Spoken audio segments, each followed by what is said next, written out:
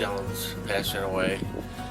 Picked him up from school on Friday. It was a typical day, surrounded by girls. And I pulled in and picked him up, and I'd always stop after school. He'd always want a snack, and I'd pick him up his candy bar and his soda. Went home and picked up Noah on the way home, and that Friday night we fixed dinner. Normally went to hockey games, but it was a day that I had worked a couple of consecutive days, and I was rather tired, so I said, well, we're just going to have dinner and stay home tonight, which they both agreed to.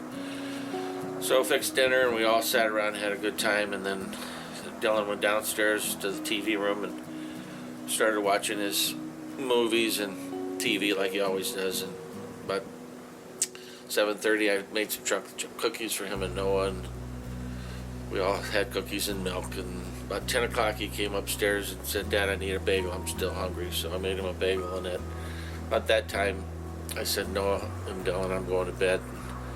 Fixed Dylan his bagel and headed off to bed, and he said, Dad, I love you with all my heart. And I said, Dylan, I love you too, and I'll see you in the morning. So the next morning, I got him up. He was going to help me plow snow, and so when I went downstairs to the TV room, he was in a rocking chair, and he'd always try to jump up and scare me when I came into the room, but he just sat there and kind of quiet. So I went up and I kind of poked him in the ribs to scare him, and thinking he was sleeping, and nothing happened. And then I felt him, and he was rather cold, and then I went and listened to his heart, and there was no heartbeat. So at that time I called 911 and called Noah down to help me, and 911 walked us through how to do CPR, and Noah was sitting there saying, Daddy, Daddy, please don't let him go. And then the paramedics showed up, and they told Noah and I to leave the room, and they worked on Dylan, and a few minutes later came out and said, we're sorry, Mr. Hayes, but Dylan's gone. And Noah and I just sat on the couch and cried, and cried as they tried to help.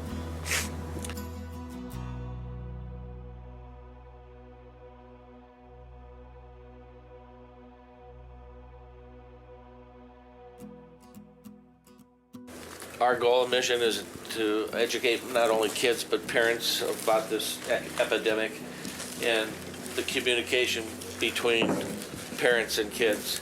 They say that if you just sit down with your kids 2 or 3 times a week for dinner, it reduces the factor of them wandering and doing anything such as prescription drugs, the communication between the parents and their children. I would hope that if you kids were in the situation that you were at a party or something of this was going on, that you would contact your parents or contact some friends and get help. You need to know that once you try these drugs, there's no turning back. It's you're hooked on them. You need to avoid them at any cost. And I always say that if someone is asking you to do drugs, I don't know if they're really a true friend or not. I just think that all of you kids in the audience and all of you kids watching this video would understand. Just take a look at your mom and dad and see. Just look at them and say, what would happen if I was gone?